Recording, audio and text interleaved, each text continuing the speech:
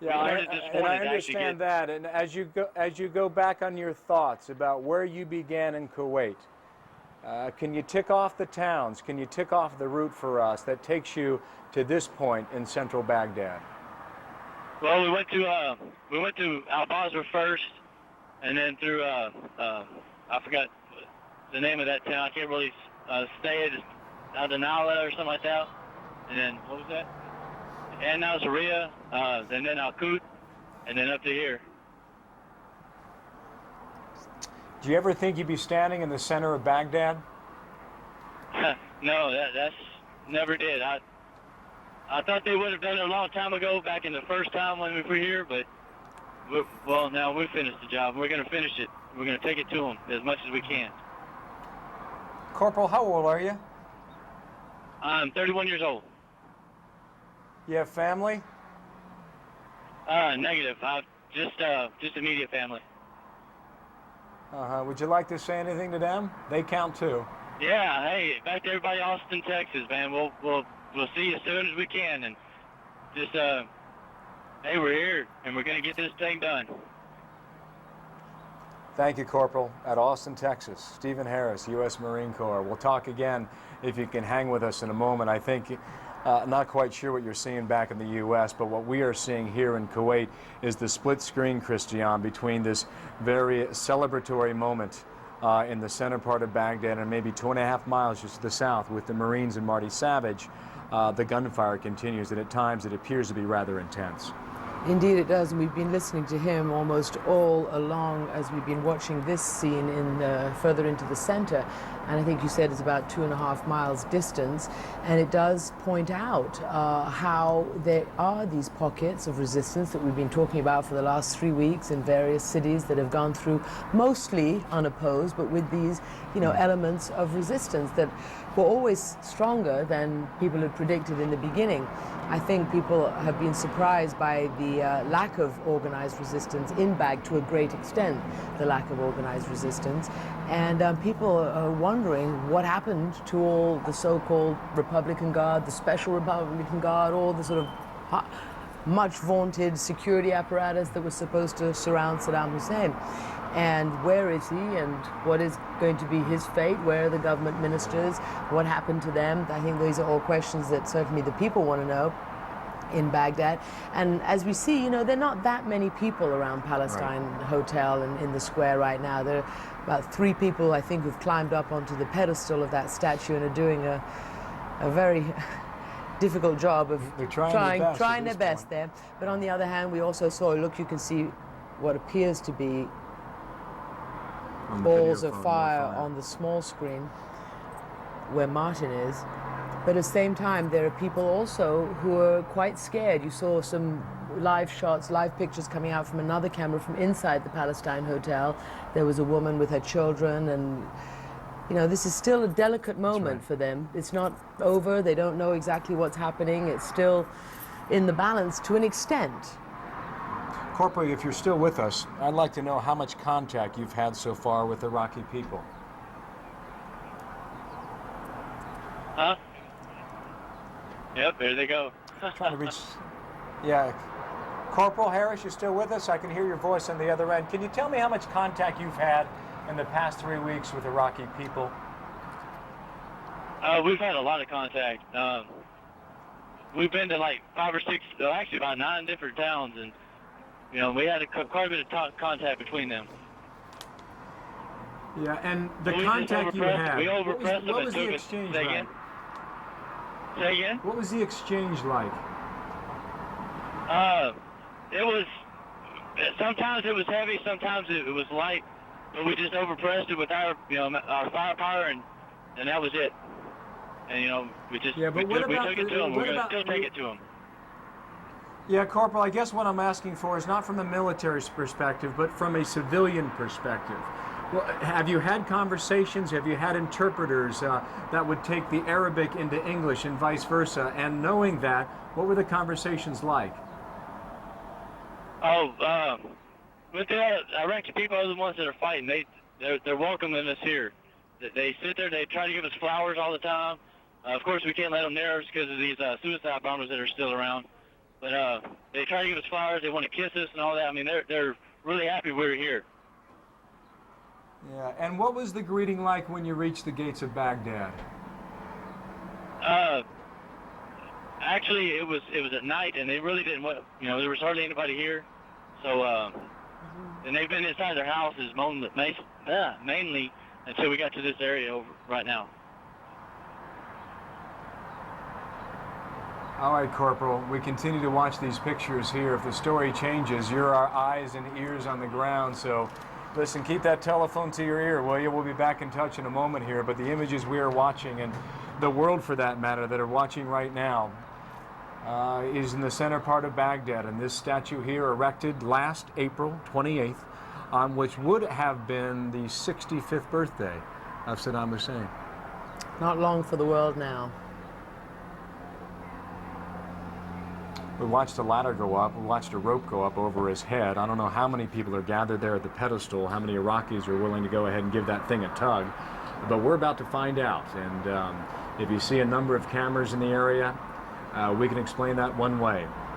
The international journalists who have decided, or have been able, we should say more accurately, to stay in Baghdad for this conflict, have been positioned in this square at the Palestine Hotel, and they are there today to watch the U.S. Marines come into this square. And Bill, the big change for these journalists is that they are no longer being minded by the Iraqis, and by that I mean, as Christian would know, that they had access to no buildings, no information unless they were followed around by a so-called minder. This morning we learned that there have been absolutely no sightings of the Iraqi information minister, who normally would come to this area and often into the Palestine Hotel to do his briefings and his news conferences. No signs of him at all, no signs of any members of the Iraqi leadership. And of course the question today is still being raised: is Saddam Hussein dead or alive?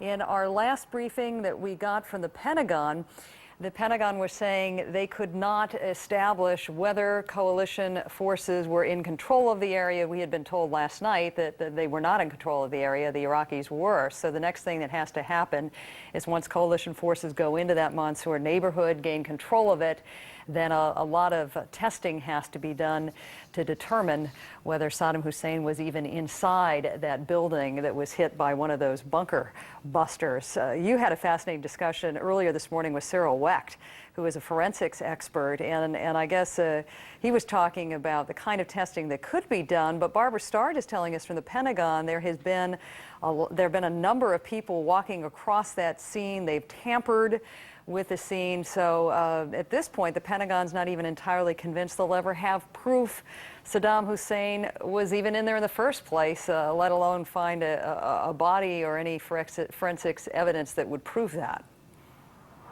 Yeah, and some British intelligence reports are coming out earlier today, nothing confirmed on our behalf, but saying that Saddam Hussein was never inside of that building in the first place, or had he been inside, he had left the building prior to the dropping of those 4 2,000-pound bombs. But Dr. Wecht was making the point that if the U.S. does not already have DNA evidence from Saddam Hussein and his 2 sons, Uday and Qusay, they would have to go to perhaps a cup that he had used at some time, maybe a hairpiece that had fallen out, a hair follicle. Or they could go to his hometown, his ancestral hometown of Tikrit, which is about 100 miles north of Baghdad, and go to relatives on his maternal side. So his mother's side would be as close as they could get without direct DNA evidence to try and make some sort of link and connection.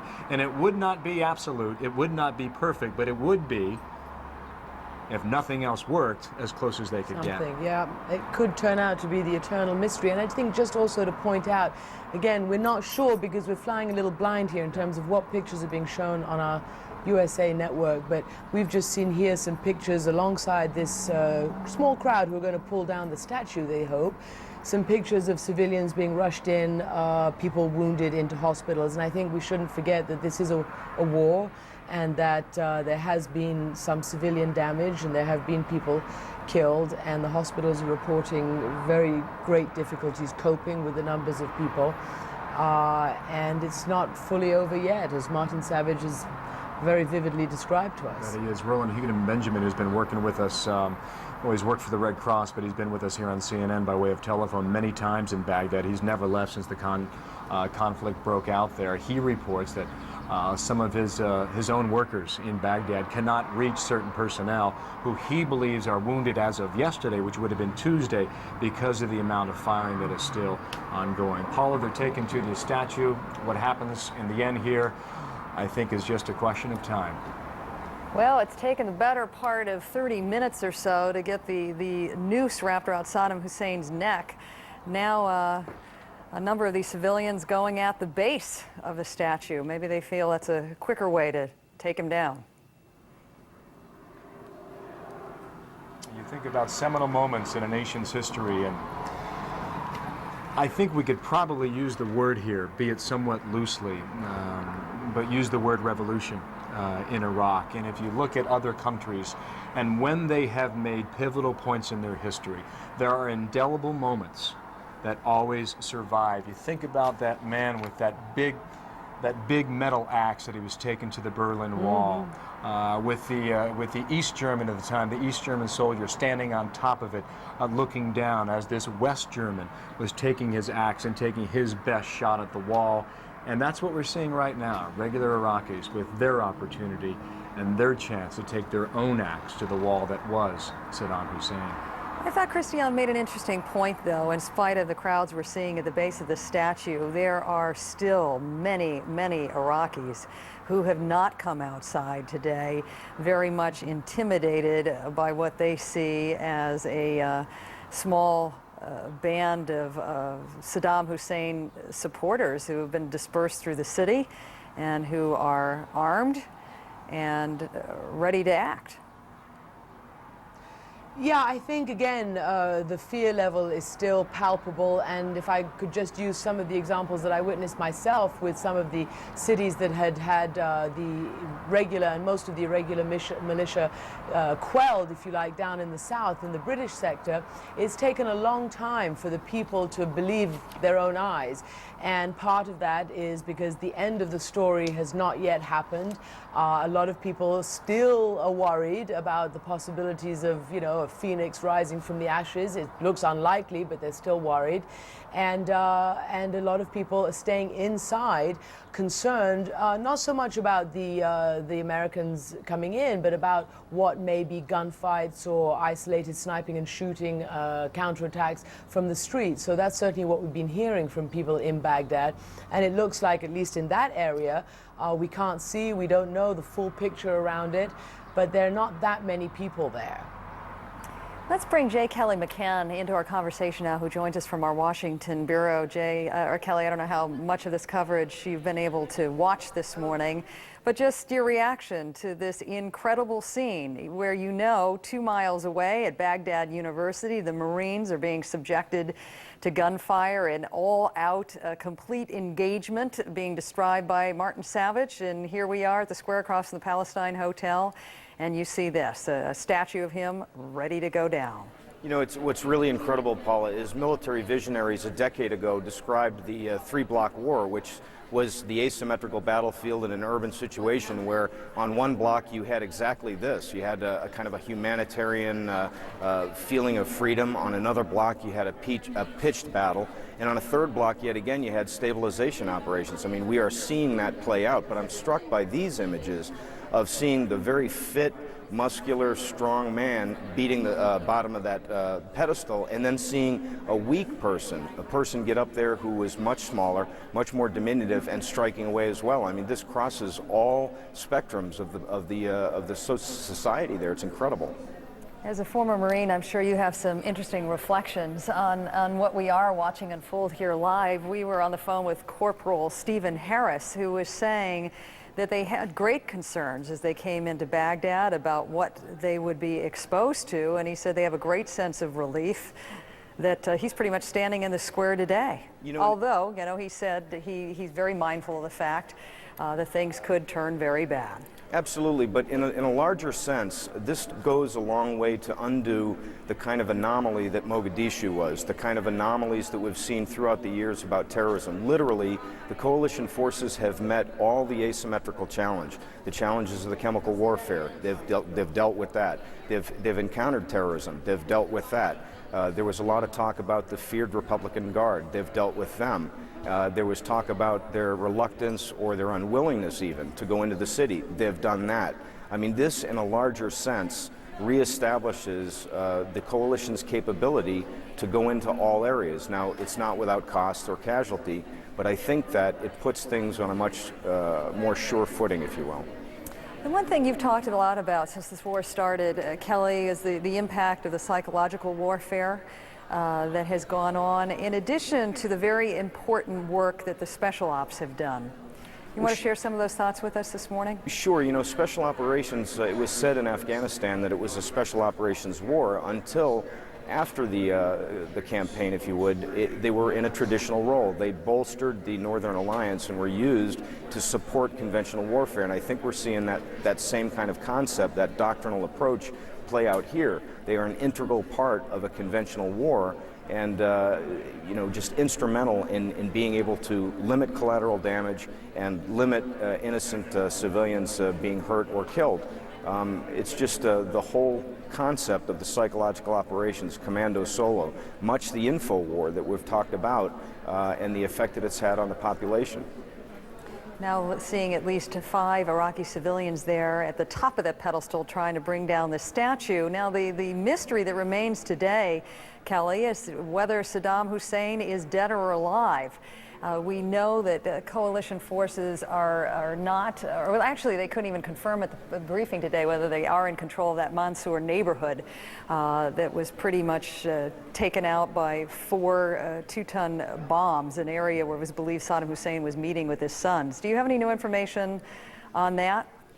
Just a comment. Of course, there was eyes on target. There were people who were obviously looking at that space to be able to inform and be able to target as an opportunity arose. But a lot of people have confused a crime scene with a battlefield and have asked, is there going to be a chain of custody? Is there going to be control of the crime scene? In fact, it's not a crime scene, it's a battlefield. And so those same controls that we might see around a murder scene simply can't be constructed on a battlefield. We may not know. Some of the vendors that were integral in making those bunkers have said that they could withstand almost a direct strike from a nuclear weapon, hundreds of feet deep. Whether that's true or not, Paula, we don't know. As we saw in Afghanistan, certainly some of the constructs, it just didn't pan out. They were simply crude caves. Finally, Kelly, just a thought on what the Pentagon has said for many weeks now. This is not a campaign about one man. It doesn't even matter whether he's dead or alive. The regime is gone. True enough. I mean, if we have seen the dismantling of the government or of his mechanism, I mean, the horrific torture chambers down in Basra and around there, and I'm sure we'll find more of those in Baghdad. Once you've taken away the mechanism for him to be in power, he simply wasn't well loved enough by most people to be able to survive in many places. He'll be turned out eventually, if he's not already dead. It's just a totally different circumstance than we're used to seeing in the last decade. We're going to bring Christiane back in here. It looks like they're trying a different tactic now, again whacking away at the base of this pedestal after making another try from the top there to bring down the statue. I think this is going to be a long, long job. These people there build these statues pretty solidly. And it's, one axe going at the bottom, so I think it'll be a long time, but it'll eventually come down. Clearly, this is being watched with some satisfaction at the White House, one would expect, and we go now to Dana Bash for reaction from there. Hi, Christiane. Well, it has been 21 days, 3 weeks to the day, actually, that President Bush first ordered that first hit strike on Baghdad. And there is certainly a sense of awe here that in that shorter period of time we are seeing the pictures that we are looking at right now, the pictures of really jubilant Iraqis. And these are the pictures that the Bush administration has been waiting for. Now, the president, we are told, according to a senior administration official, is certainly heartened by what we are seeing. Unclear if he's actually watching the television, but he is certainly getting reports that he is calling good reports from the war front, and they certainly believe that Saddam's regime is coming to an end, but they still do not know whether or not Saddam Hussein is alive. They're still very unclear about this, but there is caution here, Christian, at the White House. They are reminding the American people that this is still a military mission and that lives are still at stake, despite the pictures that we're looking at right now. Indeed so, and we've heard from Martin Savage, who is with the Marines there, about 2 miles or so away from Palestine Hotel, away from the square that we're looking at. Martin had been reporting of a fairly intense outburst of fighting from Baghdad University by what may be either irregulars or a regular army that have folded back to try to offer up some resistance. Back to you, Paula. It's really remarkable to watch this scene in downtown Baghdad across the street from the Palestine Hotel. As you just said, it's going to take, I think, a long time with one hammer and one ladder and one large piece of rope to bring down this statue. One of the things that we really need to remind our audience of and ourselves is that in spite of what we're seeing here, there are pockets of resistance, and our Martin Savage joining us just about 30 minutes ago as he rolled onto the campus of Baghdad University with the Marines, describing a fierce gun battle going on. In fact, in his words, that it was an all-out, complete engagement. We have not been able to establish contact with him in the last 20 minutes or so, but it appeared as though gunfire was coming at the Marines from one of the buildings on campus, and Martin described some missiles being launched, a tank fire, heavy mortar fire, and the concerning thing to us, of course, that his vehicle broke down and an engineer was actually working on the engine as he filed his report. He very much described the Marine Infantry unit being on the move and said that he expected room-to-room searches to go on campus as we saw this huge cloud of black smoke envelop the campus. And I think it was J. Kelly McCann that just gave us some parallels to history where you could see this scene of jubilation of Iraqi civilians feeling a sense of liberation with not being sure Saddam Hussein is gone, but clearly the regime being gone at this hour by all accounts, and contrasting that with these pockets of resistance that are of tremendous concern to coalition forces.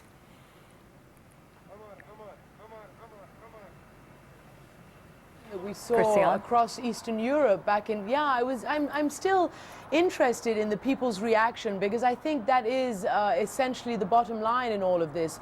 Once the regime is gone, which it is just about, what will the people's full reaction will be? What exactly will the post-war situation look like? How will the policing go on, etc.? And I'm still struck that it is, you see some jubilation and you see these small crowds there, and I'm wondering whether this sort of moment interruptus, if you like, that we've all been waiting for the last 3 weeks, as various towns and cities have been freed of the regime's henchmen, when will it gather a critical moment, if it does? Because this is not the same kinds of scenes that we saw across Eastern Europe, even in Yugoslavia when Slobodan Milosevic collapsed back in 2000. And it's going to be interesting to see whether there will be a moment when they know that it's over, that there will be much bigger demonstrations of some kind of emotion, Paula.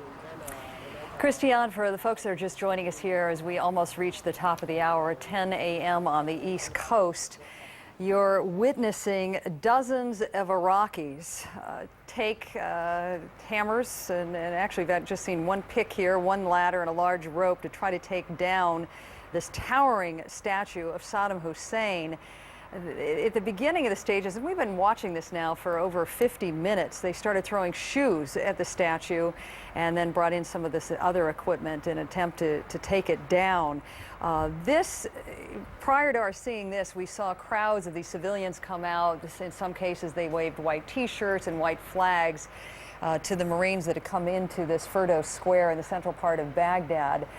We need to contrast this, though, with what is being experienced just two miles away, where Martin Savage is on duty on the campus of Baghdad University, as the Marines have become involved in what he has called an all-out complete engagement. He's calling it warfare on this campus, with Marine infantry on the move, in some cases going room to room on campus. To look for what appear to be some opportunistic fire. On the phone with us now is Simon Robinson with Time Magazine. He is with the 7th Marines.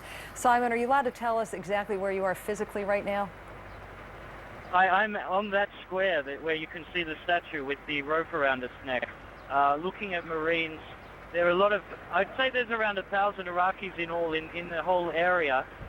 There's Iraqis picking little yellow flowers and coming up and giving them to Marines. A lot of the Marines, I think, are still nervous, but a few of them have taken their Kevlar helmets off and have got their floppy sun hats on, and obviously feeling relaxed enough to talk to Iraqis. A lot of Iraqis walking up to people and wanting to chat. As we came up toward this area where the Palestine Hotel is and this big square where the statue is, Iraqis were coming onto the streets and shouting out, "Thank you, very good, very good." A little boy ran up to me and said, "Bush is good." Now, does that contrast with what you saw in the outer perimeters of the city, or did you get very much that same reception on your whole move into Baghdad? No, it's quite a different mood. I will say the further out we were, the people showed they were curious rather than shooting. As I'm talking to you, people are just rushing toward a certain marine vehicle which is broadcasting a message in Arabic. Obviously, a lot of people picking up on that. So the mood, as we've got closer to the center of eastern Baghdad, has become more jubilant. There has to be, though, Simon, a level of concern about some of the snipers that the Pentagon knows have dispersed throughout the city, and they're described as well-armed and strategically positioned. Absolutely. It's an interesting situation because the battalion that I'm with, which is 3-4 Battalion with the 7th Marines, encountered very little or next to no resistance today as they pushed up from the southeastern suburbs of Baghdad to the area that I'm now in eastern Baghdad. But of course, they know that this battle is not over yet. And when they reached the Palestine Hotel, which, as I said, was where most of the press based in Baghdad have been staying, surreally, the colonel of the battalion was met by the duty manager, who invited him into his office. But the Marines quickly took up positions through the lobby of the hotel and secured areas. And as I'm seeing, they're arrayed around this square. So while Iraqis are walking around quite freely and seemingly quite unconcerned about any threat from snipers, the Marines are guarding various positions. Simon, you described some of the Iraqis picking yellow flowers, handing them to Marines, a young child coming up to you saying, "Bush is good." Can you tell us anything else you've heard on the street coming from Iraqi civilians? Not really. I yet haven't got a chance to talk to many Iraqis. There's some strange scenes with Western human shields, peace protesters, and a lot of the Iraqis are kind of joking around with them, almost half mocking them, given that the Marines have arrived in the middle of the city. But most Iraqis are kind of walking around now. There is a rope around the neck of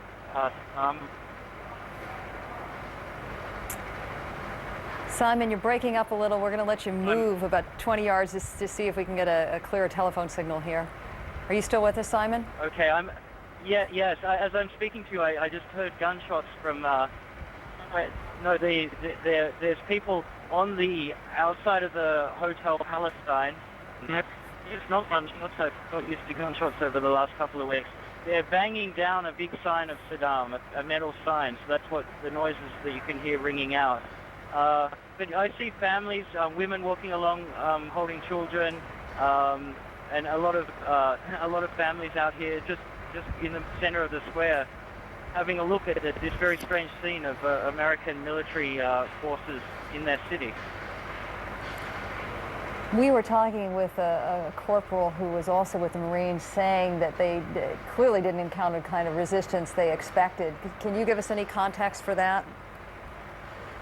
Yes, 3 days ago, the battalion that I'm with crossed a river to the southeast of the city. They met some quite strong resistance there, but once they crossed the bridge, they found bunkers empty, full of RPGs, rocket-propelled grenades, and small arms, and also, interestingly, full of military boots. It's as if the defenders of Baghdad had left, didn't want to